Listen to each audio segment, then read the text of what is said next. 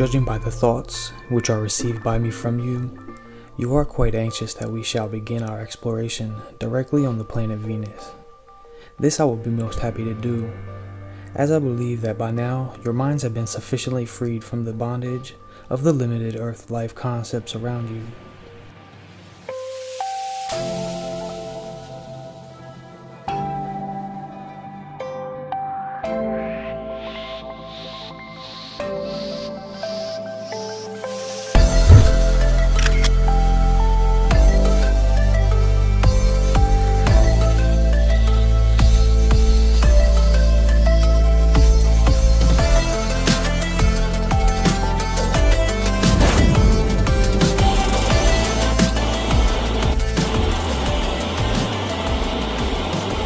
I do not wish to be misconstrued in my attitude regarding your Earth planet.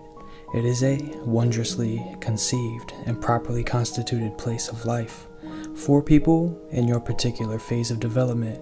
And while your history reveals that there have been some good cycles and some not so good, yet with all it can be said that you are admirably situated in a world which was conceived as a battleground and testing place between your emotions and carnal desires, and as an actual starting place in your spiritual evolution. Of course, I am making an exception of the many great old souls who have reincarnated from time to time into your way of life, and by the substance and strength of their wisdom have acted as a leavening agent, which was a vital and necessary factor in maintaining the continuity of life in the lower orders of development in which they were working. Perhaps at some later time, I will give you some more pertinent facts which will relate to the future history of your planet. For not only is your past history well known to us here on Venus, but your future has also been written. In going to the planet Venus, I will ask one thing of you, that you must remember that while you may see some things which may in some way remind you of your more familiar planet, yet as I have explained, there is nothing similar or comparable to what you call weight or mass. All things on Venus do have weight and solidity, but only to those who have evolved into this plane and are properly constituted, so that the elemental substructure of their minds and bodies is in close relationship with the elements around them, which is, of course, exactly the same relationship which your minds and bodies bear toward the elemental structures of the earth plane. The difference being, if you will pardon my being repetitious, in the relationship of that hackneyed word, dimension. I do not like this word, as it has a confining sound and relates to such limitations as measurements, or is suggestive of limited, confined spaces. However, I must speak in your language and in such a way as you will best understand me. Now that we are all on common ground, we shall approach the planet Venus and begin what I hope will be a profitable as well as enlightening venture. As has been done many times before, we will use as our vehicle our astral body, and with our mind firmly ensconced within its comforting closeness, we will see what happens. But lo, I have hardly spoken before we are there, at least to our first stopping point, which is somewhat outside the astral shell of the planet, or as your astronomers call a similar one around the Earth, the ionosphere. This astral shell around Venus differs somewhat from that of the Earth planet. However, such differences are not so important as to warrant a further discussion. We will instead merely say that its function is somewhat similar to that of the Earth, and that it is a protective shield against some of the dangerous radiations which come from various sources in outer space. Your astronomers, in looking at this planet, see only vague masses of cloud-like substances, which seem at all times to be a complete envelope. Actually, no Earthman has seen the surface of the planet through a telescope or with any other device he may use in conjunction with these optical instruments. I would like to point out that there are many Earth people who have visited the planet on astral flights and have returned to the Earth with different and varying versions of their experiences. This is very easily explained, as they see everything in direct proportion to their particular stage of spiritual evolution. Many people could take a trip around the Earth, and while they may all see the same sights, no two people can describe these things in the same way, nor do they see them in the same way. This factor is much more manifest in their astral flights to Venus, and in seeing what they do, inasmuch as the factors relating to the conception are of a much more spiritual nature. Their thought patterns and philosophies in their earth life have preconditioned them so that they mentally select, as it were, such facets of perception as are compatible to these thought patterns. However, I believe that through the channel of your mind, we here on Venus can express and describe to the Earth people a somewhat broader and more scientifically factual concept of what we actually have here.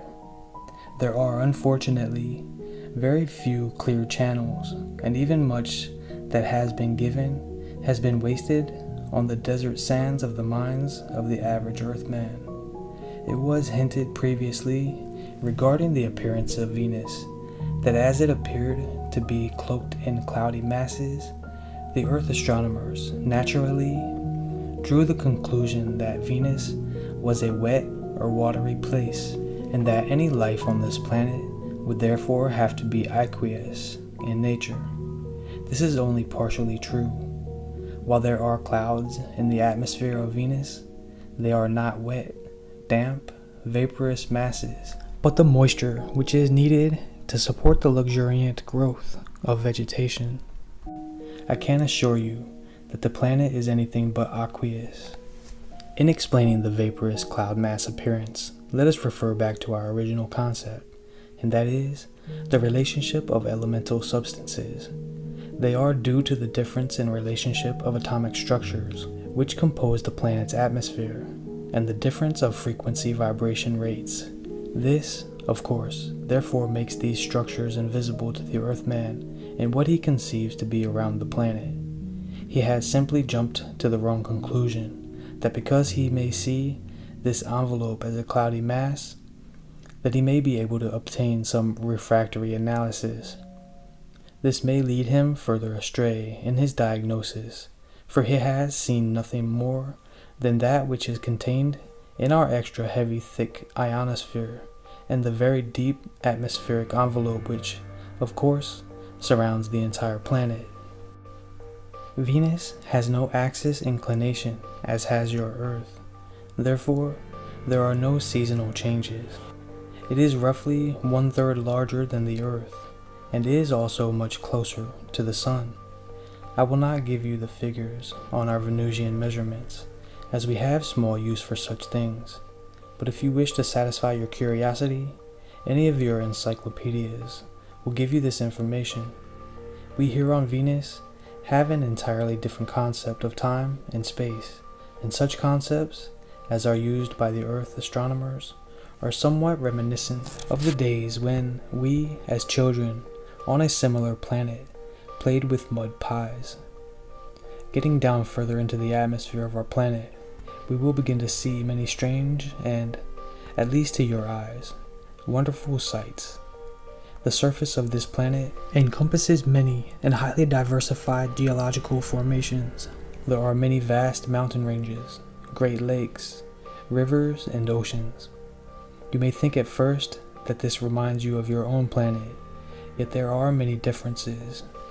The air itself does not seem to be as heavy, but it gives you a wonderful feeling of exhilaration.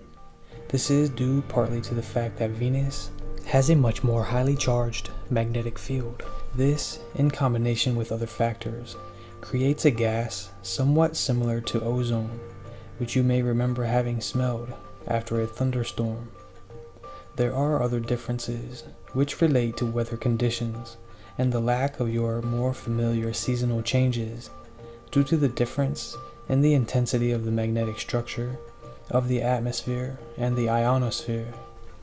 All such weather factors are much less violent than on your Earth. Also, we must remember that all elemental structures surrounding this planet are much closer in their linkage or relationship to the fountainhead and, shall we say, more intelligent and less obstreperous. There are none of the cold winters or snowy regions on this planet. Neither are there the vast, arid desert regions or the steaming hot jungles. All in all, the planet is a much more well-behaved vessel of life, partially, as I have stated, because of a more highly evolved structural density, and partially because we here on this planet know how to control weather conditions. The Avatar Christ calmed the raging seas and caused the winds to cease their howling, and then boldly walked upon the face of the now calm water. May I say humbly that we here on Venus also know of these things. Another thing which you will notice is the iridescent, glowing beauty. Also, the vegetation itself may display a riotous beauty of color and contrast.